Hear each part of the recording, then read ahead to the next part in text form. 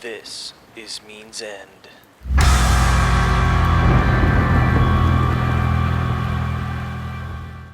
Hi, this is Robert Luciani, and you're watching the Means End Vocalist Series Part 3, Lyrical Composition Essentials. In this episode, I'm going to go through what I think is important for singers to think about when writing lyrics for their songs.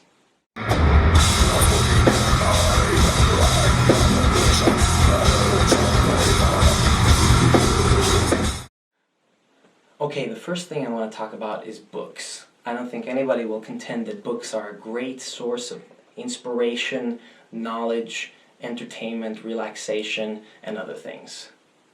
I read a recent publication that said that Fortune 500 C-level executives need to read about 1 million words per week to stay on top of current events.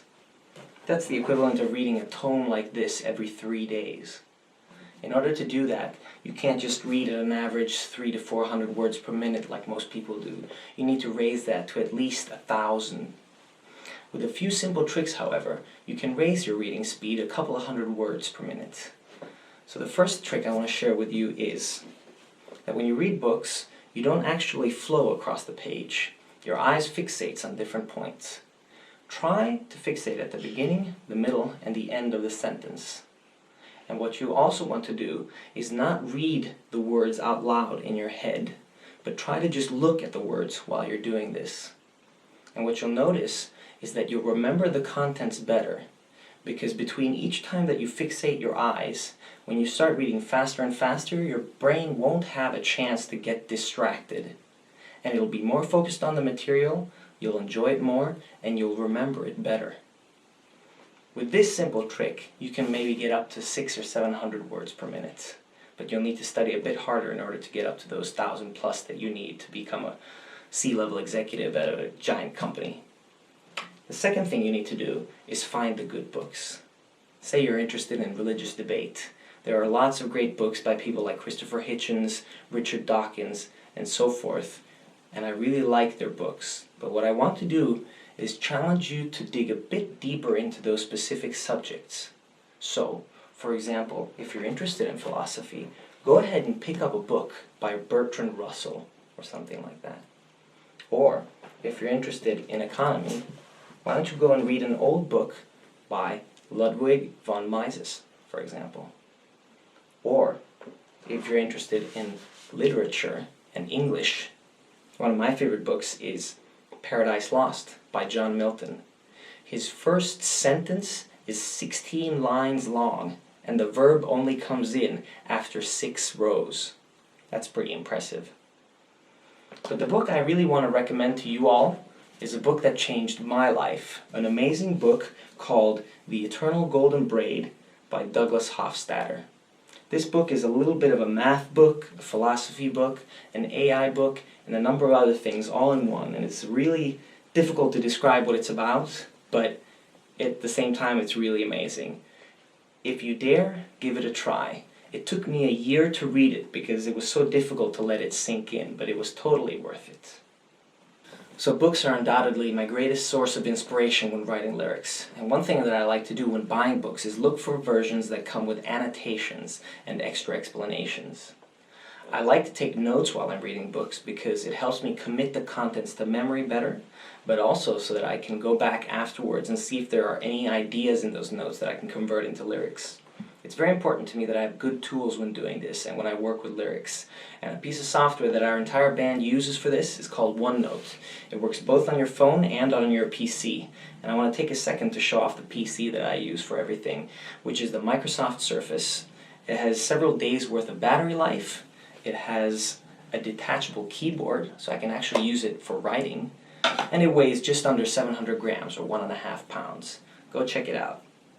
So before you start writing any lyrics, you should probably pick a topic. I like to listen to the song I'm going to write lyrics for so that I can imagine it being the soundtrack to my life. What would I be doing while that song was playing? That helps me match the content of the lyrics to the mood of the song. Once you've picked a topic, try not to stray away from it too far. Even if you come up with a phrase that you think sounds really neat, like falling into a dream or entering the void or something like that. If it doesn't have anything to do with the topic you've chosen, skip it. Your fans will appreciate it later when they read through the lyrics and know what it is you're talking about. Also, try to avoid too sweeping or cliche subjects like the government and corporations and that kind of thing. If you really want to sing about politics, try to pick something specific like utilitarianism. Also, if you're going to be specific, choose something that's a little bit timeless, so you don't sing about the past presidential election that's going to be completely irrelevant to people a year from now listening to it. Pick something very epic, and the most epic thing to sing about is love, especially because it has a tendency to sound really cheesy, so I challenge all you metal singers out there to dedicate at least a song to love and see how you do. Lastly, let your lyrics develop along with you as a person. It's a little bit sad to see some bands after 10 years still singing about the same subjects, even though they themselves as people have moved on from those subjects that they sing about. Let them develop together with you as a person. With regards to grammar, I like to write in entire sentences. For example, we have a Means End song called Candle in the Dark, and I sing like this. I'll use my mind as a wick and my soul as the oil to light the way, just for a short while longer, like a candle in the dark. That's an entire sentence, albeit a long one.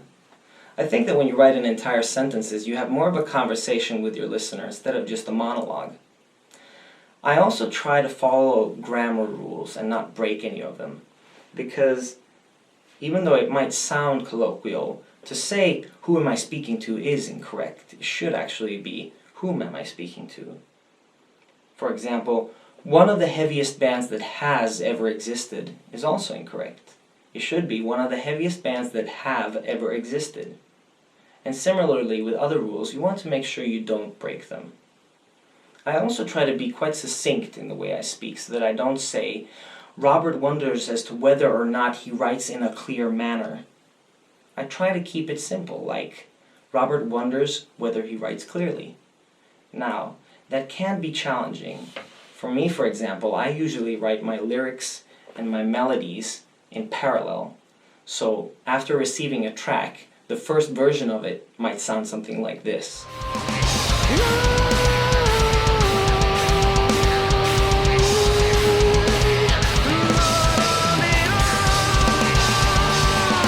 After I come up with a melody or a rhythm like that, I have to adjust the lyrics a little bit to fit the number of syllables, and then the result afterwards will sound a bit like this.